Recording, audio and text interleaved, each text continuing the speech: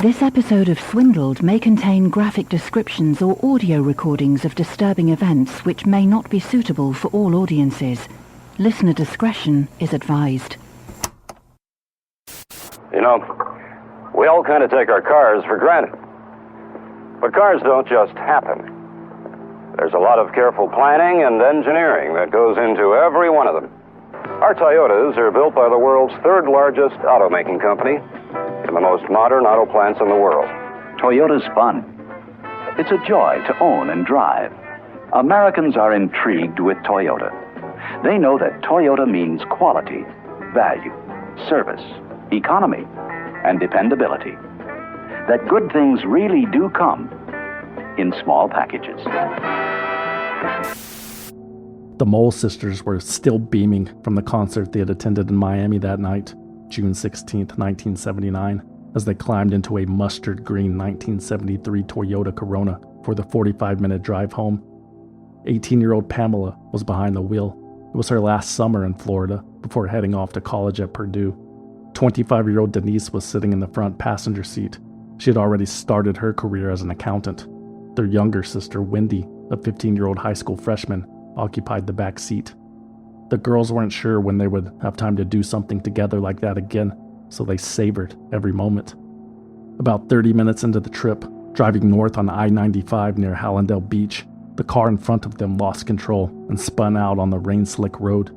Pamela Mole slammed on the brakes of her reliable little subcompact imported car and came to a screeching halt in the middle of the highway, making only minor contact with the other car's bumper. Whoa, is everybody okay? That was a close call.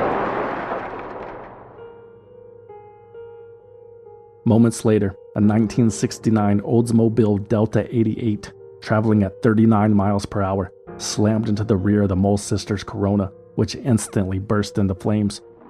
A moving wall of fire traveled from the back of the car into the passenger compartment within seconds. The doors jammed. Pamela, Denise, and Wendy were trapped inside. Bystanders yanked on the handles, but the doors wouldn't budge. The heat eventually forced the Good Samaritans to abandon the effort, and the screams coming from inside the car eventually stopped. When the flames were extinguished and the doors were pried open, rescue workers carefully removed the smoldering remains of all three Mole sisters, too charred for their parents to identify at the morgue. Beyond being absolutely tragic, accident investigators noticed something bizarre about the scene. The 1973 Toyota Corona was demolished, mangled, a burnt-out shell. Meanwhile, the Oldsmobile, admittedly a much larger car, had a broken radiator hose and cosmetic damage, similar to what you might expect to find after a minor fender bender. Its occupants, a young couple, walked away completely unharmed. What exactly happened here? The answer was quickly deduced. The Toyota Corona's fuel tank, which was located underneath the trunk of the car, had ruptured. When the tank was forcibly pushed forward by the rear-end collision, the tank's filler hose, a 14-inch rigid steel pipe, acted as a bottle opener essentially, ripping open the tank and spewing gasoline into the cabin of the car. Combined with the crushing effect of the car's body, which more or less sealed the door shut, the 1973 Toyota Corona was, in most automotive experts' opinion, unreasonably dangerous. In fact, the Insurance Institute for Highway Safety had already compiled data concluding that 35 people had burned to death following gas tank ruptures in the Japanese-built Toyota Corona and Corolla models made between 1966 and 1979. Make that 36. 20-year-old Seth Fishman burned to death in his Corona on a different stretch of I-95, 3 days after the Mole sisters. We've been urging them now for several years to initiate both an investigation and a recall campaign requiring the manufacturer, we would expect would do it anyway, to fix these vehicles. And the worst part? Toyota had been aware of the fuel system defects for years, but refused to address the issue.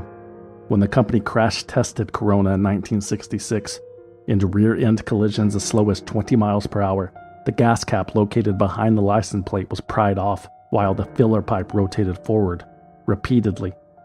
Furthermore, Toyota conducted additional research in the early 70s, which concluded that, quote, the safest location for the fuel tank is just behind the rear seat back instead of beneath the floor of the luggage compartment. What did Toyota do with this information? Nothing, at least not for the Corona.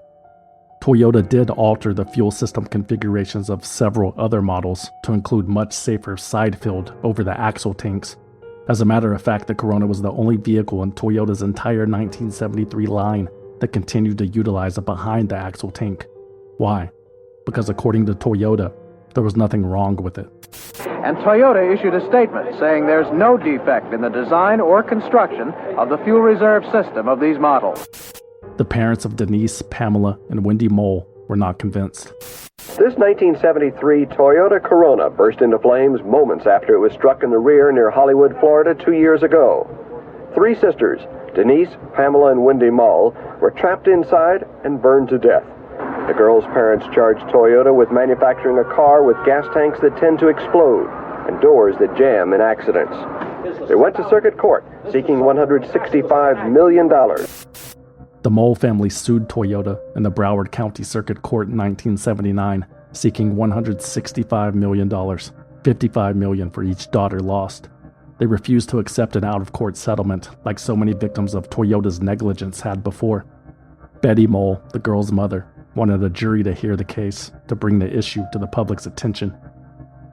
The complaint alleged that Toyota had been, quote, negligent and careless in its construction, design, manufacture, and use of materials regarding the Corona, and that Denise, Pamela, and Wendy's deaths were the direct and proximate result of that negligence, which Toyota willfully, wantonly, and knowingly failed to fix, despite having the knowledge.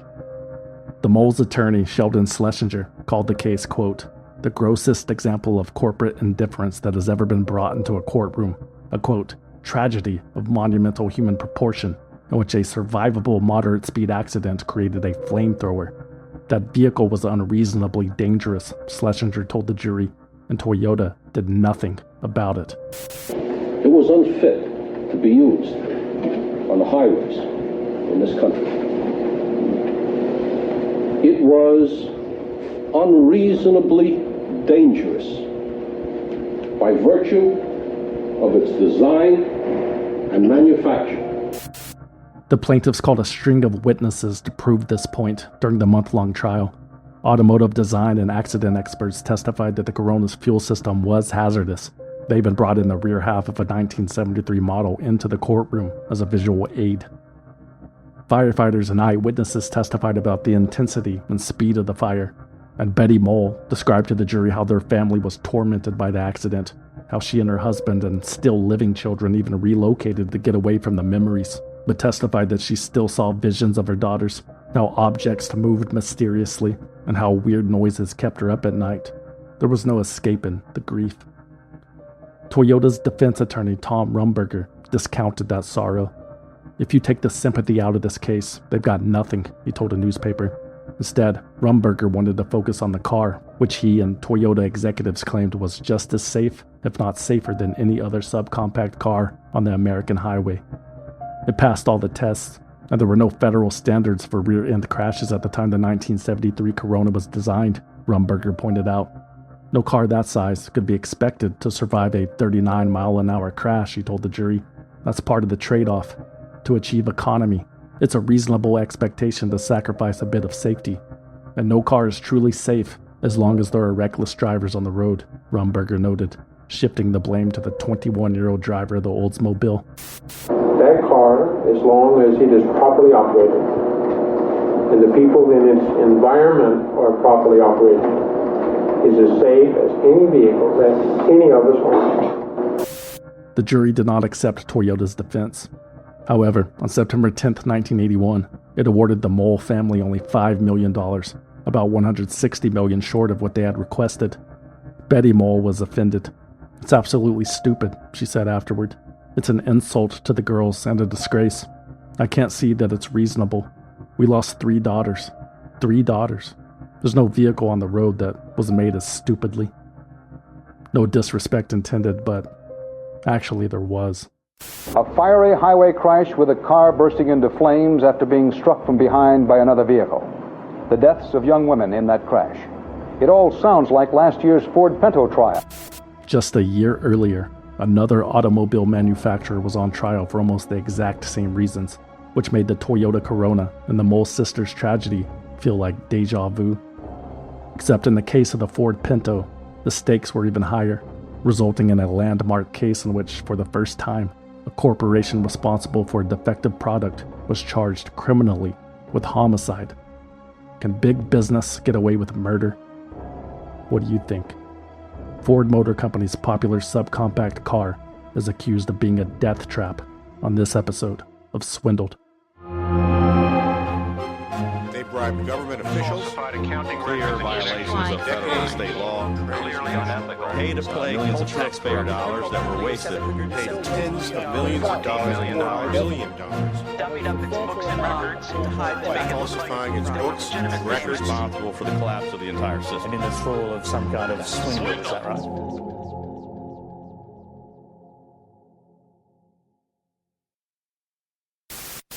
How about the threat of the Volkswagen?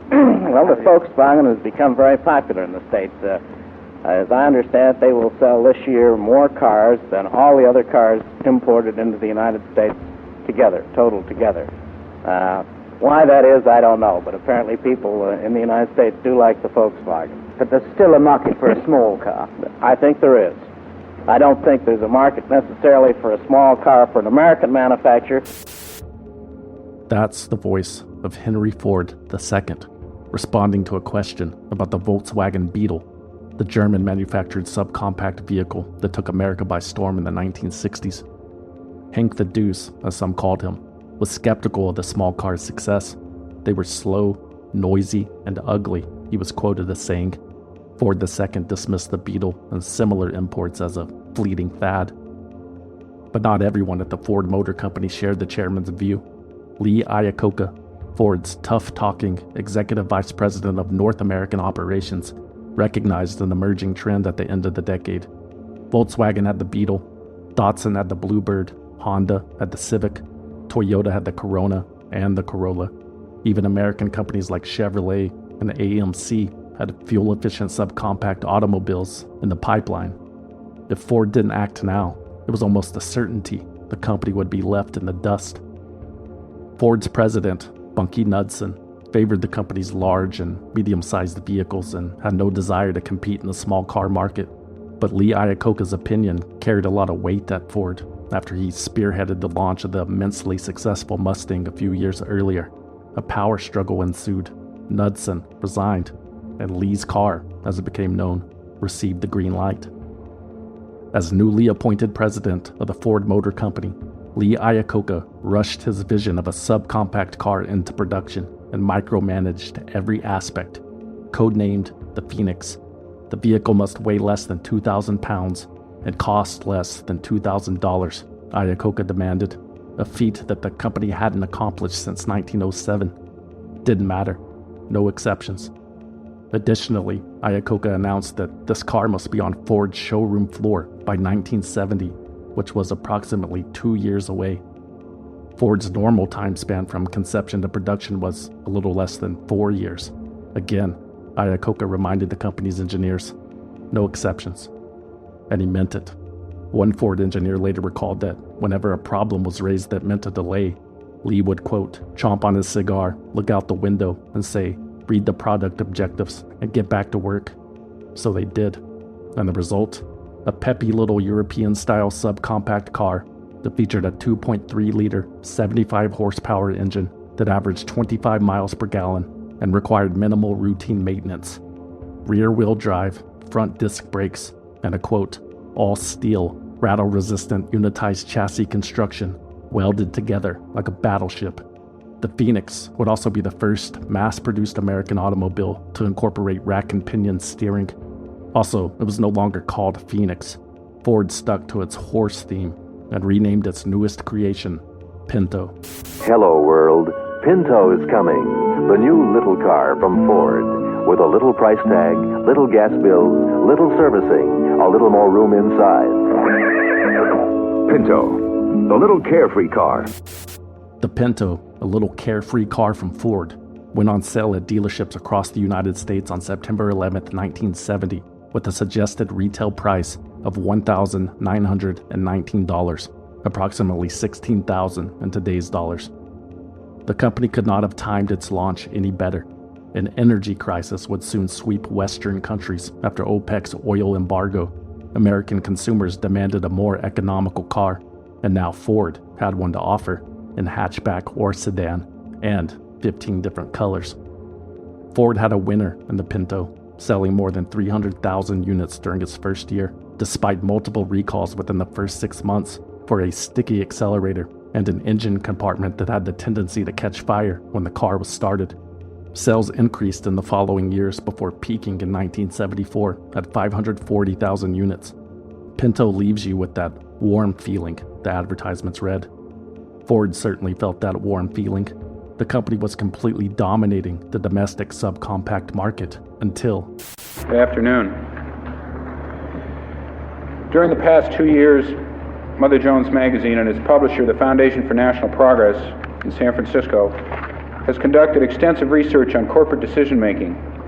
A recent investigation of high-level policy formulation in the automotive industry as it relates to vehicle safety has uncovered an astonishing case study in the Ford Motor Company. In August 1977, Mother Jones Magazine published an 11-page, award-winning expose by investigative journalist Mark Dowie, which accused Ford of defectively designing the Pinto's fuel system. The story was titled Pinto Madness, and it recounted the story of Sandra Gillespie and Robbie Carlton, a woman and a teenager respectively, who were involved in a Pinto-related accident in May 1972. Sandra was driving her 6-month-old 1972 Pinto on a Minneapolis highway when the engine stalled. 13-year-old Robbie was riding shotgun. A car traveling at an estimated 28 miles per hour struck them from behind. The Pinto's gas tank ruptured. Gasoline filled the cabin. A spark ignited the fuel. Sandra suffered agonizing burns to her entire body and died of congestive heart failure on the way to the hospital. Robbie survived, but over 90% of his body was burned. He lost his nose, his left ear, and 4 fingers, among other permanently disfiguring injuries. He would spend 9 months in the hospital and undergo more than 50 surgeries over the next 10 years. We now know that Sandra Gillespie and Robbie Carlton were pseudonyms for Lily Gray and Richard Grimshaw. That accident happened in San Bernardino, California, not Minneapolis. We know because Gray's family and Grimshaw eventually sued Ford Motor Company. Attorneys for Grimshaw and Gray filed suit against Ford, claiming the Pinto's gas tank was poorly designed, and that Ford knew the gas tank was poorly designed, yet did nothing about it. Mark Dowie used internal Ford documents obtained from that lawsuit and other sources to form the basis of his Mother Jones article. Those documents conclusively revealed a disturbing truth.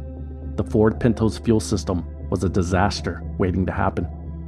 For starters, the gas tank was located between the rear axle and the back bumper, a back bumper that, as auto safety design expert Byron Block explained, was largely considered ornamental.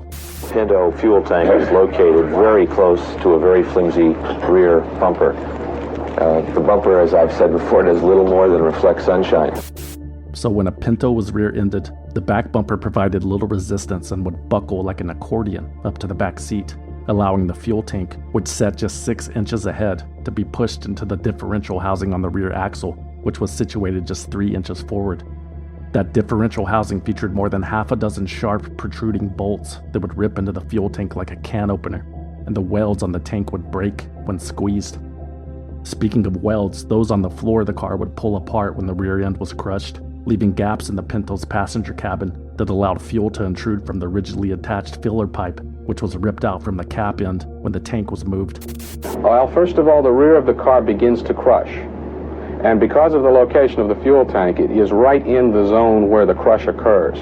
The fuel tank begins to move forward and contact the differential, the shock absorber mounts, and the fuel filler cap, fuel filler tube can very easily be pulled out of the tank in a rear-end collision. Add a spark from grinding metal or lit cigarette to truly achieve that warm Ford Pinto feeling. And don't bother trying to leave. The doors would jam shut. A crushed rear end would wedge the Pinto's frame tightly against the doors, making them virtually impossible to open. Byron Block called the design of the Pinto's fuel system a catastrophic blunder. He elaborated to Mother Jones, telling the magazine that Ford made, quote, an extremely irresponsible decision when they placed such a weak tank in such a ridiculous location and such a soft rear end. It's almost designed to blow up. Premeditated. Premeditated because Ford Motor Company discovered the hazard during the production of the Pinto and chose to do nothing to alleviate it. Internal company documents revealed that Ford secretly crash tested the Pinto more than 40 times before it went on the market, and that the Pinto's fuel tank ruptured in every test performed at speeds exceeding 25 miles per hour. This 1973 Ford Pinto is about to suffer a rear-end collision at 38 miles an hour.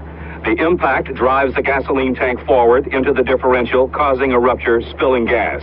Any spark and the tank explodes. The company had even financed a UCLA study that focused on fire safety and high-speed rear-end crashes. The conclusion of that study, which was published in the Journal for Automotive Engineers, read, quote, "Fuel tanks should not be located directly adjacent to the rear bumper or behind the rear wheels adjacent to the fender sheet metal, as this location exposes them to rupture at very low speeds of impact." So why then were these cars on American roads with that exact configuration? The unnamed Ford engineers who talked to Mark Dowie pointed to the Pinto's rushed production schedule. Quote, "Design, styling, product planning, advanced engineering, and quality assurance all have flexible timeframes, and engineers can pretty much carry these on simultaneously. Tooling, on the other hand, has a fixed timeframe of about 18 months. Normally, an auto company doesn't begin tooling until the other processes are almost over. You don't want to make the machines that stamp and press and grind metal into the shape of car parts until you know all those parts will work well together. But Iacocca's speed up meant Pinto tooling went on at the same time as product development, so when crash tests revealed a serious defect in the gas tank, it was too late. The tooling was well underway. Even minor changes were out of the question for Ford management. Because the company at the time was rushing the car into production to compete with the fast-growing Volkswagen, assembly line machinery was already tooled when this defect was discovered. Top Ford officials decided to manufacture the car anyway, exploding gas tank and all, even though Ford owned, at the time, the patent on a much safer fuel system. Correct. Ford already owned the patent to a much safer fuel tank that it had developed for a similarly sized car. It was called a saddle tank, or Capri tank, because it was used in the Ford Capri, which was sold exclusively in Europe. A Capri tank was positioned over the rear axle, safely cradled between the rear wheels and protected on all sides. Ford engineers actually tested it in the Pinto, and no leaks were detected after rear-end collisions, and it only cost $9.95 per car. But Ford decided against using the Capri tank due to, quote, undesirable luggage space attained. Lee Iacocca was adamant that the Pinto's trunk be able to fit a set of golf clubs. No worries, other remedies proved just as effective in crash tests, and even cheaper. For example, a simple plastic shield between the gas tank and the differential housing. It would have likely cost less than $3 in parts and labor to install. Or again, like the Capri, they could reposition the spare tire to absorb some rear-end impact, add some steel body rails to prevent crushing, and smooth out the sharp points on the axle at minimal cost.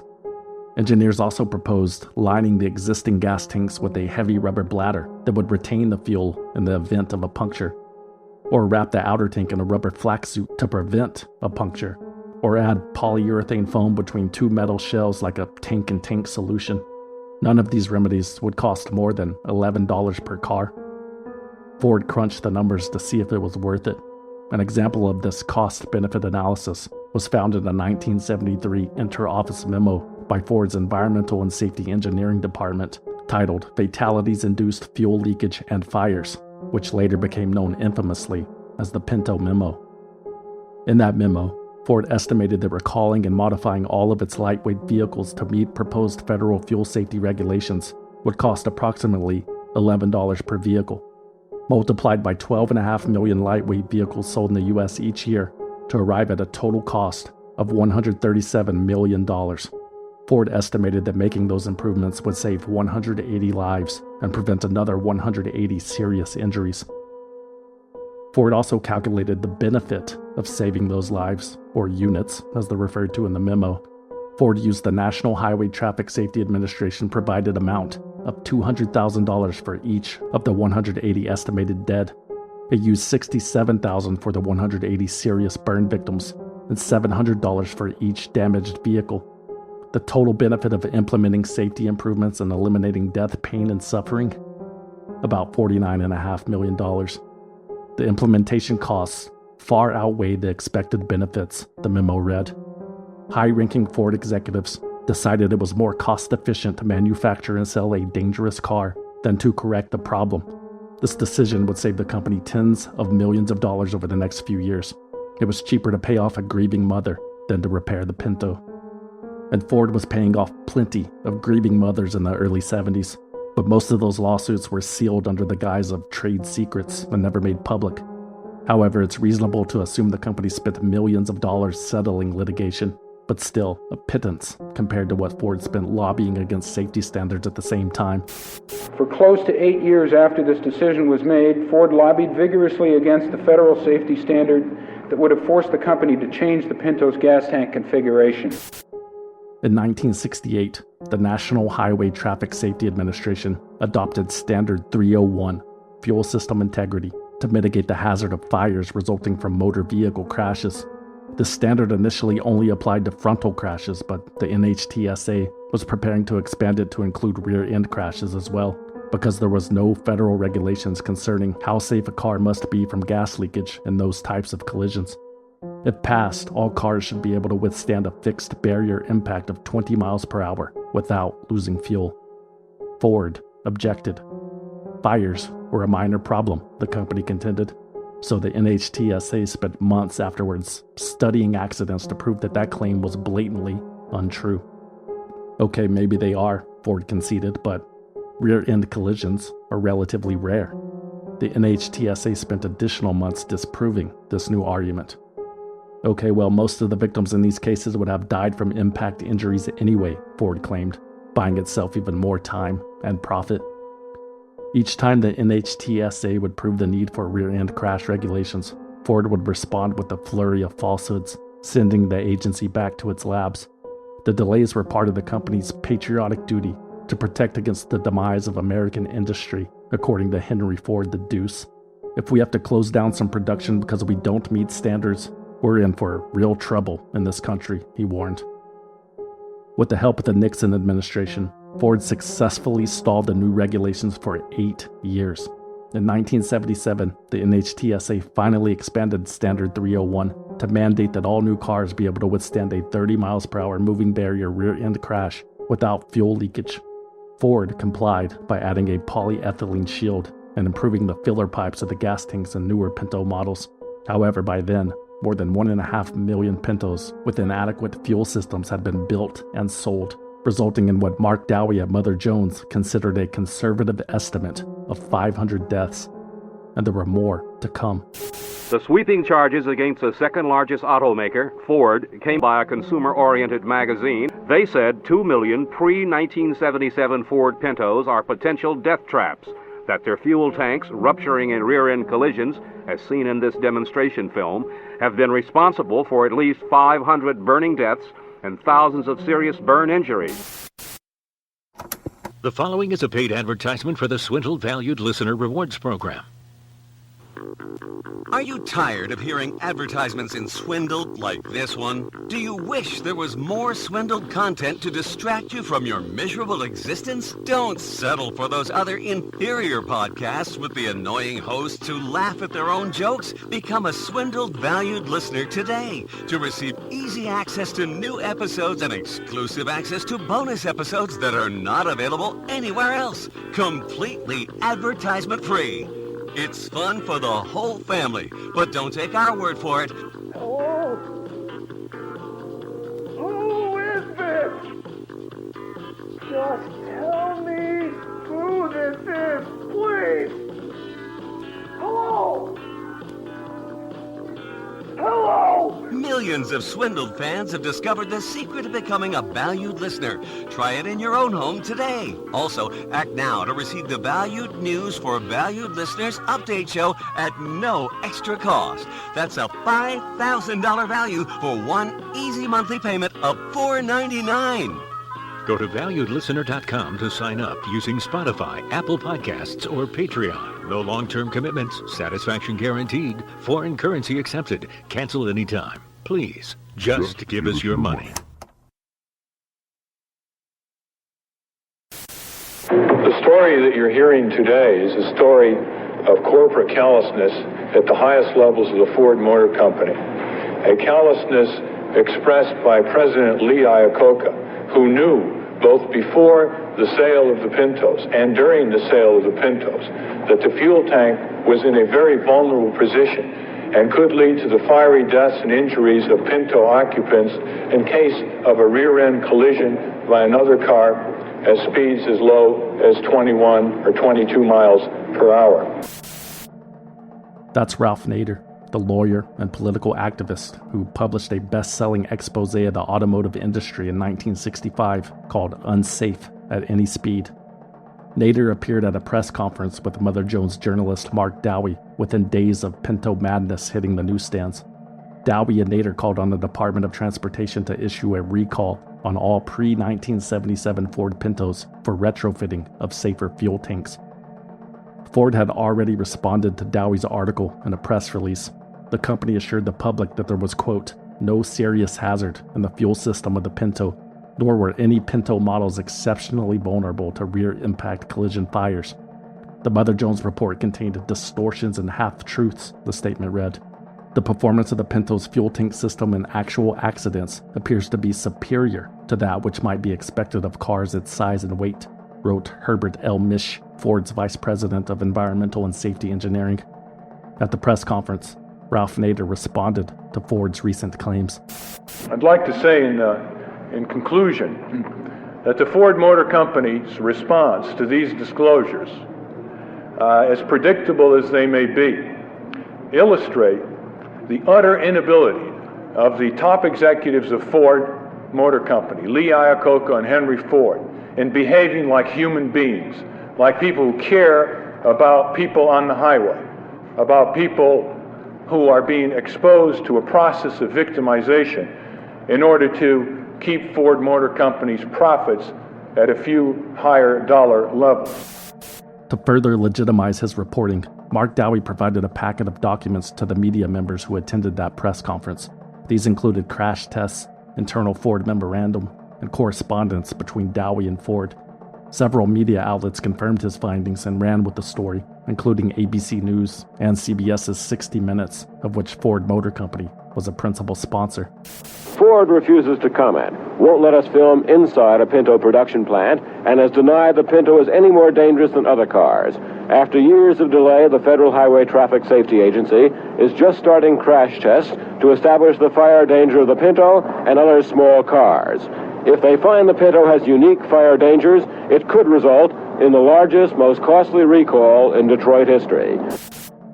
In response to Pinto madness, the National Highway Traffic Safety Administration launched a formal defect investigation into the Pinto on September 13, 1977. The agency uncovered 38 cases in which rear-end Pinto crashes resulted in fuel system damage, gasoline leakage, and fire. It also conducted its own crash tests, which concluded that Pintos were indeed more likely to spill fuel than similar models from other manufacturers. Here's the second of the 12 test Pintos that burned after being hit. This after being struck by full-sized cars at 35 miles per hour. Destruction was total, with fuel flying through the air, both from the fuel tank ruptured by bolts below and the filler line pulling out. It was so bad that firemen had a hard time opening the doors. Federal safety experts contend that victims inside probably could not have gotten out. While the NHTSA's investigation proceeded, litigation in Richard Grimshaw's personal injury case against Ford concluded. Experts testified that Lily Gray's death and Richard's injuries were the result of the Pinto's defects. In February 1978, a jury awarded $665,000 to the Gray family and a record-breaking $127.8 million in damages to now 18-year-old Richard Grimshaw. Grimshaw is not really sure what he will do with all that money. I have no idea. I'd like to donate some of it to the Orange County Medical Center at the burn unit, and the rest, I'm not sure. It's just unreal and unbelievable. Want to spend a little something on yourself, maybe? No, not for a while, not for a long time. I mean, I'm doing all right for myself, I guess. Are you bitter about what happened? Well, not bitter. I'm, always sad that it happened and stuff, you know. But, you know, I'm trying to overcome it, but, you know, it's still there. But I think it'll work out one of these days. Ford called the massive Grimshaw Award unreasonable and unwarranted, since the Pinto met all applicable federal safety standards at the time, never mentioning that they were one of the main reasons those standards were so lax. The company appealed. After 10 years of litigation, Grimshaw ultimately accepted an out-of-court settlement of $6.6 million. Ford also lost several other lawsuits during this period. Chester Kaminsky and his friend Linda McAfee were awarded $900,000 when her Pinto caught on fire after it was rear-ended, leaving a church in Alabama. Chester suffered significant burns to over 37% of his body. I've had almost a total of a year's worth of medical treatment, and I'm still going to surgery during the summer, each summer. It put me back a year in school, and I can't participate in sports like I used to. In Virginia, Ford was ordered to pay $657,000 to 6-year-old Jeremy Norton for an accident that left him orphaned. When Jeremy was 2 years old, he was riding in the back of his parents' Pinto when it was struck by another vehicle. The collision turned the car upside down before it burst into flames. Mrs. Norton fled from the car in flames and died later. Mr. Norton was killed in the fire. The child was rescued by construction workers. Last month, a Virginia court awarded the son, now $657,000 for his injuries and the loss of his parents. By May 1978, Ford was facing 29 lawsuits related to the Pinto, with more being filed each passing day. The company had already settled or lost at least 8 of those cases. The publicity had been detrimental to their bottom line, to put it mildly, and the hits kept coming. That month, the NHTSA sent a letter addressed to Ford's president, Lee Iacocca, announcing it had completed its initial investigation. The agency had determined, quote, the existence of a safety-related defect in the 1971 through 1976 Pintos and the 1975-76 Mercury Bobcats, the Pinto's Canadian twin. The NHTSA scheduled a public hearing for June 14th, at which Ford would be allowed to address the findings. Ford could not let this happen. They tried to save face instead. It's the most expensive recall in history. Ford estimates it could cost them up to $40 million. 5 days before that hearing, Ford announced a recall of 1.5 million pre-1977 Ford Pintos and 30,000 75-76 Mercury Bobcats for modifications to the fuel tank, which included a polyethylene shield and a longer filler pipe similar to those already implemented in newer models. The estimated cost was $20 to $30 per car. The spokesperson for Ford stated that the total cost could reach $45 million, but realistically, only about half of the eligible vehicles would be brought in for the improvements. So again, judging by their own calculations, Ford would still come out ahead. Ford also made it clear that this recall was not an admission of guilt. In a statement, the company said that it disagreed with the NHTSA's determination that a safety defect existed, but decided to act accordingly to address public concerns that had arisen from the criticism. This is Ford's safety chief, Herbert Misch. Well, simply because we think in total the vehicle is a good, sound, safe automobile, and you're trying to focus in on one specific issue of it rather than the vehicle in toto, and it has had an excellent record. Despite the company's assurances, sales of the Pinto plunged in the aftermath of the recall, but only temporarily. To combat the negative sentiment, Ford lowered the price and offered sales promotions to dealers and car lots. They also used the opportunity to promote the Pinto's newest features.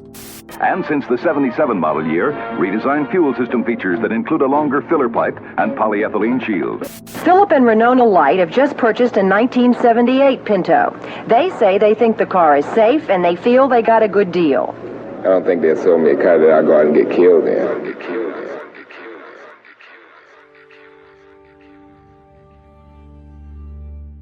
Judy Ulrich was proud of her bright yellow 1973 Ford Pinto. It was her first car, a gift from her father for graduating from high school. Judy worked at an ice cream parlor to help cover the costs, but she had the day off on Thursday, August 10th, 1978. So she, her younger sister Lynn, and their cousin Donna decided to go watch the church-sponsored volleyball game that evening. It was about a 30-minute drive from Osceola, Indiana to Elkhart, but the Ulrich girls planned to stop by their Aunt Esther's house in Goshen on the way, since Donna was only in town for a few days. They departed around 6 p.m. 18-year-old Judy Ulrich was driving. Cousin Donna, born one day apart from Judy at the same hospital, sat in the passenger seat. 16-year-old Lynn sat in the back seat. They headed southeast along U.S. Highway 33. About halfway through the trip, near Dunlap, Indiana, Judy pulled into a Checker gas station to refuel. By 6:15 p.m., their Pinto was back on the road. Minutes later, Judy looked in her side mirror and noticed the fuel door was open. It dawned on her that she had left the gas cap sitting on the trunk.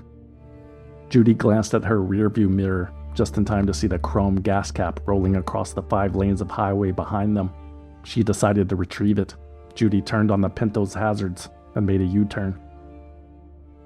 At the same time, 21-year-old Robert Duggar was headed northwest on Highway 33 in his 1972 gold Chevrolet van.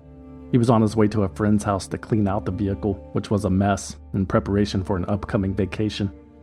Duggar was trying to light a cigarette, which tumbled off his lips into the driver's side footwell. Keeping his left hand on the steering wheel, Duggar felt around the floor mat with his right hand, and for a brief moment, he took his eyes off the road. When he looked back up, he saw a yellow Ford Pinto with lights flashing 10 feet in front of him.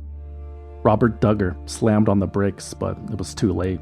The 2-ton van slammed into the back of the Pinto, forcing the rear of the car to the ground, which dragged along the road. Duggar said he smelled gasoline almost immediately. He didn't know it at the moment, but the Pinto's fuel tank had ruptured and its filler pipe ripped out. The Pinto's cab soaked in gasoline. Eyewitnesses described hearing and seeing 2 explosions as the Pinto became engulfed in flames. It slowly spun in a clockwise rotation as it separated from the van before coming to a stop straddling the curb. Bystanders were helpless. They couldn't get close to the roaring inferno. 5-foot flames shot out of the back glass and over the top of the Pinto. The grass around it was set ablaze. Robert Duggar fell to his knees. He pounded the ground with his fists, perhaps trying to drown out the 3 young women's screams. A retired carpenter who witnessed the accident braved the heat long enough to pry open the driver's door. Judy Ulrich tumbled out, burned beyond recognition, muttering "help me" in a raspy voice. Most of Judy's clothes were gone, except the tennis shoe that had melted around her foot. Her hair had been incinerated. She had 3rd-degree burns on 95% of her body. Judy no longer had lips, ears, or a nose. Only the whites of her eyes remained. An EMT rushed to her side. "Do I still have ears?" she asked him. "Yes," he replied. "Do I still have my nose?" "Of course." "I bet I smell. I bet I'm ugly." "No, sweetie, you couldn't be ugly if you tried." "Be honest with me," Judy demanded. "Am I going to die?" "No, you're not." The paramedic lied. Judy Ulrich was transported to a burn center in Fort Wayne, where she was pronounced dead 8 hours later. Lynn and Donna Ulrich never made it out of the car. When firefighters ultimately recovered their bodies, they were unrecognizable. Both of their mouths stretched open in horror. Sunglasses melted around their eyes. 3 teenage girls died in this 1973 Pinto on August 10th. While stopped on a highway near Goshen, Indiana, the car was struck in the rear by this van. Damage to the van was minor. Its driver survived, but the Pinto exploded on impact. Its occupants incinerated. The Indiana State Troopers' investigation of the Ulrich accident immediately focused on the Pinto's gas tank in light of the recent recall and publicity. Their suspicions were confirmed. Other notable observations included the fact that the Pinto's gear shift remained in 2nd gear. Both vehicles were moving at the time of the collision, which meant that the crash happened at a much lower speed than if the Pinto had been stationary. The headlights on Robert Duggar's van weren't even broken. The van was hardly damaged, but the car looked like it had been run over by a steamroller, recalled Elkhart County's aggressive prosecutor, Michael Cosentino. "It just didn't make sense," he said. Cosentino had taken a special interest in the Ulrich crash because he was convinced the 3 girls would have survived if not for the Pinto's defective design. Cosentino also believed that a civil penalty regardless of the amount, would not deter corporations from producing dangerous products in the future as long as their bottom line remained green. $1 million civil judgments don't necessarily accomplish anything. Large companies take their tax deduction and go on their merry way, he told People magazine, adding, "It's kind of funny that I'm a conservative Republican involved in a case you think a flaming liberal would bring. I just believe in what I'm doing. With the information I had, I felt a moral obligation to press charges." Criminal charges, Cosentino meant. A recent change to Indiana statutes allowed corporations to be prosecuted criminally for reckless homicide. Michael Cosentino wholeheartedly believed that the Ford Motor Company should stand trial for the deaths of Judy, Lynn, and Donna Ulrich. And with all the internal company information obtained from previous civil litigation that proved Ford knew about the Pinto's issues while actively producing it, Cosentino felt he could convince a jury to find the company guilty. The thrust of the state's case will be primarily based upon the fact that the design and engineering and manufacturing of the Pinto motor vehicle was inappropriate and recklessly done, and that Ford Motor Company came to know of the defects in the Pinto motor vehicle and did nothing about it. But it wasn't going to be easy. For one, there was no precedent. A corporation had never been criminally charged for designing a defective product. Cosentino was in uncharted territory. And two, he was David trying to prosecute Goliath. Ford was the third largest corporation in the United States at the time.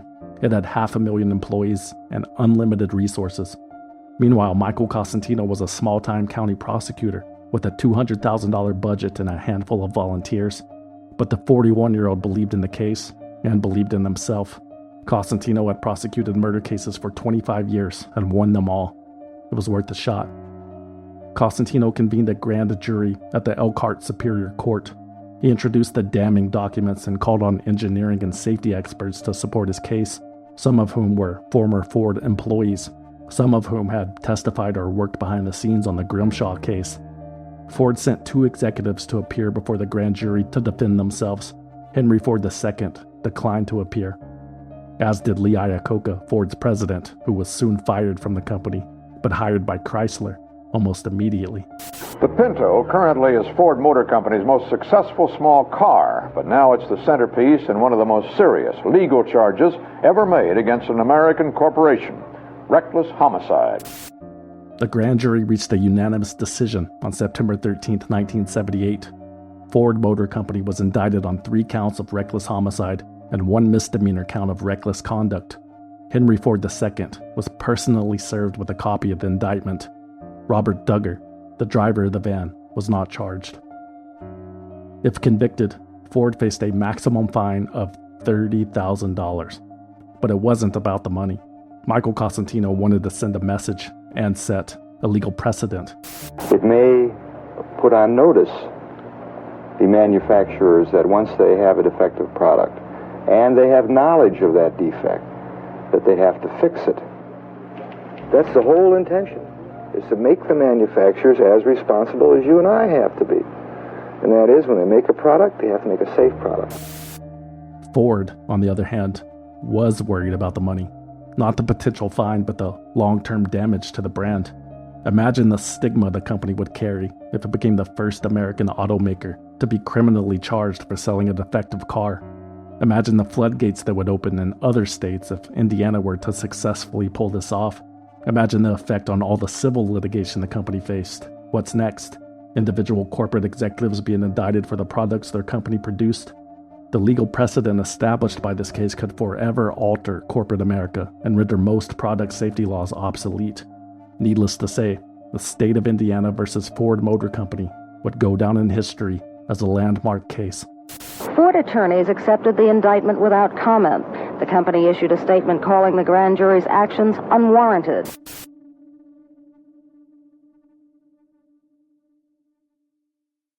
In the small Indiana town of Winnemac, a landmark case began today. On trial, the Ford Motor Company. The charge, reckless homicide. Specifically, that negligence in the making of the Ford Pinto led to the deaths of 3 young women in an accident 2 years ago. Despite Ford's 55-page best effort to have the case dismissed for being unconstitutional, Jury selection for State of Indiana v. Ford Motor Company began on January 7, 1980. By then, the misdemeanor charge against the company had been dropped, and the trial venue was moved to Winamac, Indiana, in Pulaski County. The small town would be flooded with lawyers and media for the foreseeable future. Presiding over the trial was Judge Harold Staffelt, a lifelong resident of the area. Ford immediately hired Judge Staffelt's longtime friend and law partner, Lester Wilson, as their local counsel to add to their already powerful defense team, led by James Flash Neal. Neal was a Nashville-based white-collar crime attorney whose thick Southern drawl became familiar to everyone in the country during his time as the chief prosecutor in the Watergate court cases. James Neal had also famously prosecuted Jimmy Hoffa.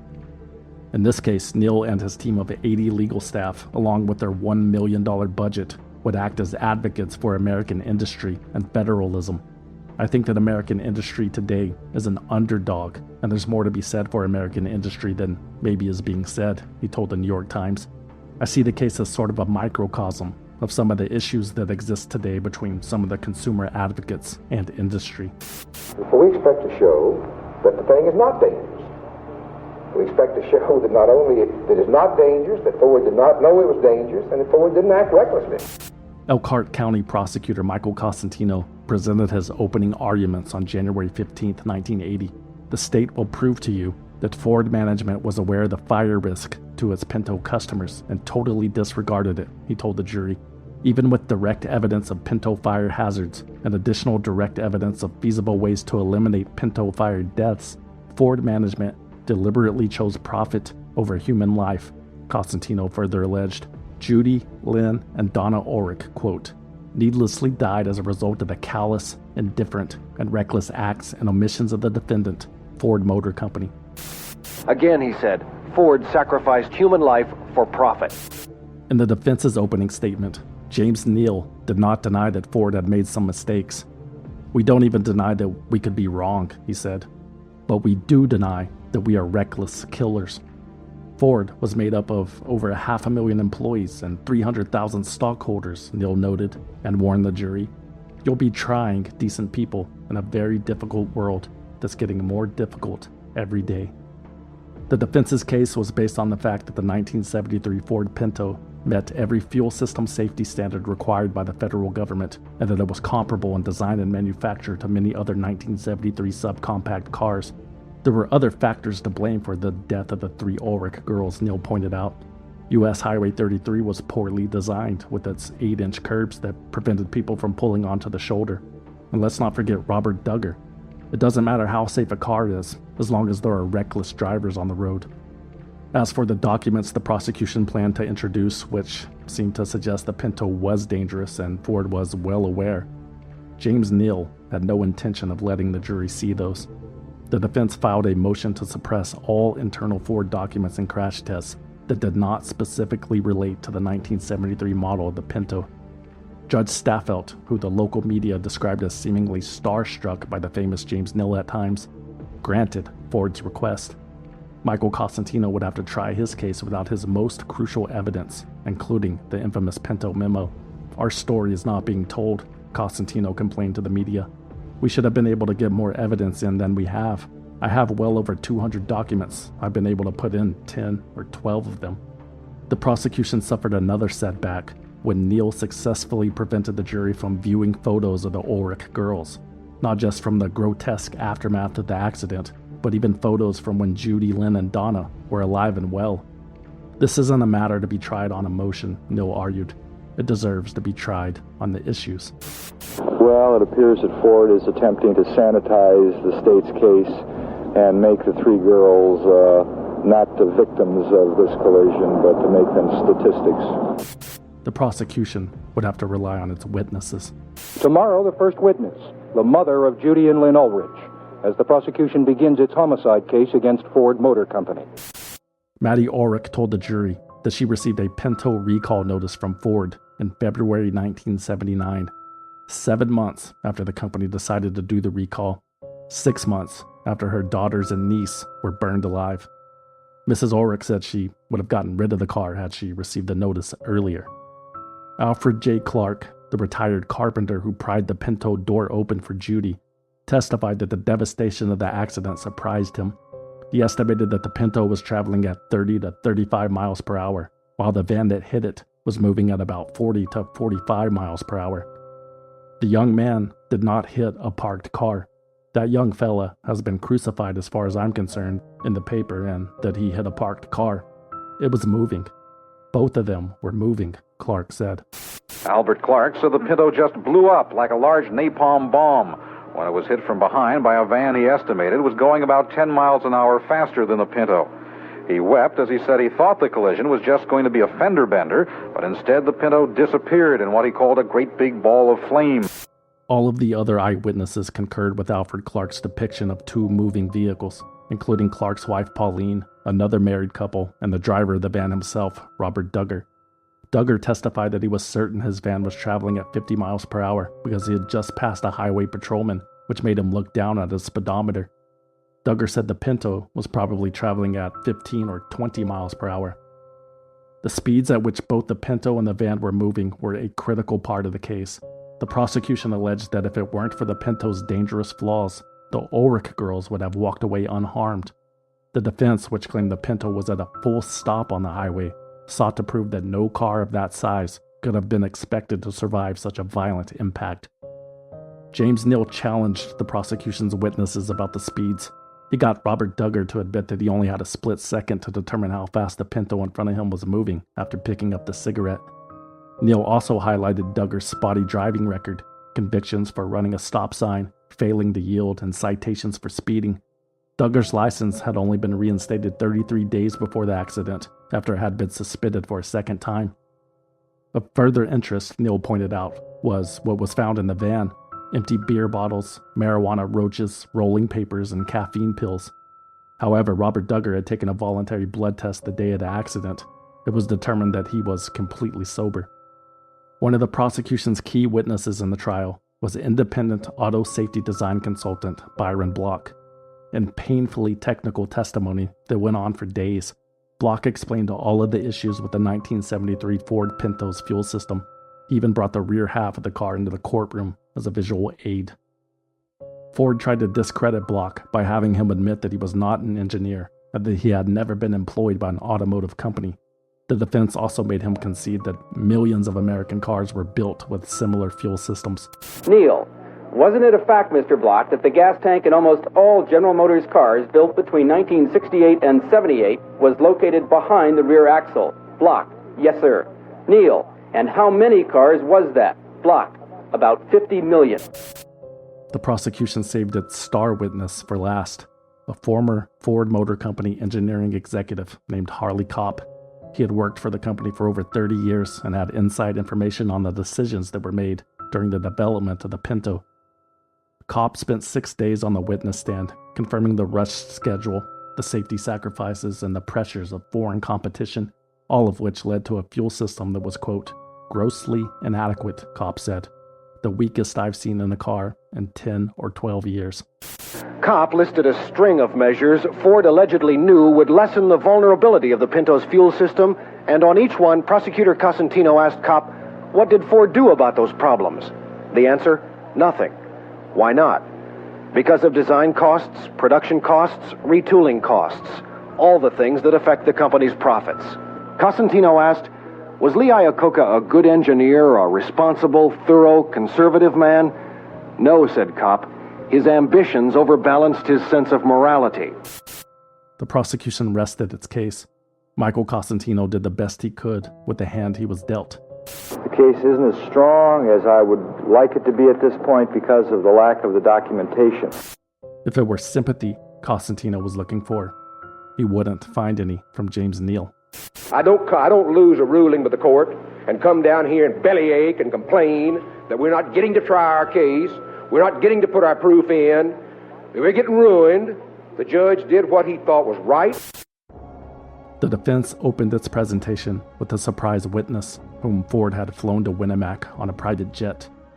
Levi Woodard, a 29-year-old hospital orderly, one of the last people to speak to Judy Ulrich. Woodard said Judy was asking for someone to talk to her about Jesus in the emergency room, and he volunteered to do so. During that conversation, he said, Judy explained how the accident happened, how she forgot to put the gas cap back on, how she saw it rolling across the highway in her mirror, how she made a U-turn, and how she stopped the car on the side of the road to pick it up. Stopped. Sensational. When you compare that testimony with the eyewitnesses to the scene, it makes it kind of difficult to reconcile the 2 points. Sure did. And James Neal had additional tricks up his sleeve. He introduced into evidence crash tests conducted by an accident reconstructionist named John E. Haberstad. Based on his attempts to duplicate the Ulrich crash, Haberstad was convinced that it occurred at 55 miles per hour. In other words, he too thought the Pinto was stopped. Prosecutor Michael Cosentino admits the evidence hurt his case. Cosentino was asked why he didn't do crash test. Let alone not be able to crash test it, I couldn't even afford to buy the car. I mean, that costs money. We don't have those kind of funds. James Neal concluded his case by calling multiple employees of the Ford Motor Company to the stand. Thomas J. Feeney, the vice president of engineering, testified that the company only instituted the recall because of the reputational problems the media was causing. We voluntarily recalled 1.5 million perfectly safe cars, he said. To drive that point home, other Ford engineers testified that they had purchased the 1973 model in question for themselves and family members. Harold C. McDonald, the main architect of the Pinto, said he drove one himself, and so did his son. McDonald says he was confident in the Pinto's fuel system because he was, quote, very sensitive about the subject. His father had died in a fiery car crash back in 1932 when the fuel tank in his Model A ruptured. Harold McDonald was the perfect example of a high-level Ford employee who would do everything in his power to create a safe car, James Neal argued. And he just so happened to be the same person who designed and built the Ford Pinto. Well, big companies are made up of people just like McDonald, good, decent people. And that's what we propose to show, the people who designed and engineered the Pinto. Look at them. See what they are. Judge them. During closing arguments, prosecutor Michael Cosentino delivered an emotional appeal to the jury. In a real sense, this jury, by its decision, can give meaning to these senseless deaths by planting the seeds of change, the needed seeds of corporate moral responsibility and corporate accountability. You and only you can send a message that can be heard in all boardrooms of corporations across the country. This is the car Ford built for you to drive, for your families to drive, for your children and grandchildren. Do you think it's right? If you think it's right, you go into that room and find Ford not guilty. But if you think it's wrong, you stand up and say so. When you and I get up and get out of bed in the morning, you have to be morally responsible. You leave your neighbor's wife alone. You have to be legally responsible. You don't go out and steal somebody else's money. And you have to be accountable for your actions. That's what this case is about. I think large corporations have to be held to the same accountability as you and I. Corporations cannot pollute our air in the name of profit. Corporations cannot pollute our streams and rivers and lakes in the name of profit. And they cannot kill our people in the name of profit. And if Ford is found not guilty, does that mean they can? I think it exonerates them. James Neal, again, appealed to personal responsibility. If this country is to survive, it's time to stop blaming industry and business, large or small, for our own sins. Ford Motor Company is not perfect, but it is not guilty of reckless homicide. After more than 2 months of testimony, the jury of 7 men and 5 women convened on March 10, 1980. They deliberated for 25 hours over a period of 4 days. They emerged on Thursday, March 13th, with a verdict. Ford Motor Company was not guilty. Jury foreman Arthur Selmer, a 62-year-old farmer, said he preferred big cars, but wasn't convinced the Pinto was recklessly designed. Well, like I told them in the jury room, they asked me whether I would buy one. I said, no, I wouldn't buy one. They said, would you drive one if somebody gave you one? I said, I sure would. And in Detroit, Henry Ford. All I can say about the Winnemac thing is that we heard the results in the middle of the board meeting, which we just concluded at 2 o'clock, and everybody was highly elated. The exoneration was a weight off Henry Ford II's shoulders. He could relax now knowing that the company his grandfather built would survive to see another day. Ford II stepped down as chairman of the Ford Motor Company later that evening. The headaches the Ford Motor Company has had with the Pinto will not end with this trial. More than 30 civil suits from other people killed or severely burned in Pinto crashes are still pending. According to news reports, the Pinto accounted for at least 5 more deaths in 1980 after the reckless homicide trial. It now faced more than 30 civil lawsuits and counting, including one brought by the parents of Judy Lynn and Donna Ulrich. That case was eventually settled for $7,500 each. 1980 also marked the last year of the Pinto's production. In total, more than 3 million units had been sold, which was well short of the company's goal. But if you look at the bottom line, and Ford always does, the Pinto was a resounding success.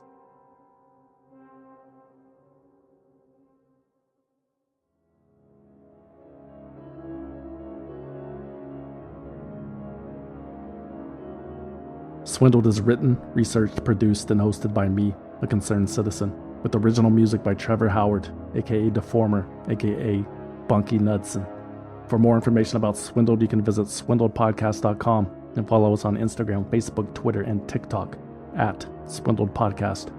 Or you can send us a postcard at P.O. Box 2045, Austin, Texas 78768. But please, no packages. We do not trust you. Swindled is a completely independent production, which means no network, no investors, no bosses, no shadowy moneymen, no filler pipes. And we plan to keep it that way, but we need your support. Become a valued listener on Patreon, Apple Podcasts, or Spotify at valuedlistener.com. For as little as $5 a month, you will receive early access to new episodes and exclusive access to bonus episodes that you can't find anywhere else. And everything is 100% commercial free. Become a valued listener at valuedlistener.com. Or if you want to support the show and need something to wear while washing your car, consider buying something you don't need at swindledpodcast.com/shop. There are t-shirts, patches, hats, hoodies, posters, coffee mugs, and more. swindledpodcast.com/shop. And remember to use coupon code CAPITALISM to receive 10% off your order. If you don't want anything in return for your support, you can always simply donate using the form on the homepage. That's it. Thanks for listening. Hello. My name is Peter from Little Rock. Hi, my name is Kelsey from Sydney, Australia. What's up, man? My name is Quentin. I'm from Houston, Texas, man. I'm a concerned citizen and a valued listener. Man, could y'all drop some more motherfucking episodes, man? I've been paying for Patreon for over a fucking year, man. Y'all need to drop some more shit, bro. Hey, and keep on doing what y'all doing, man. Appreciate you.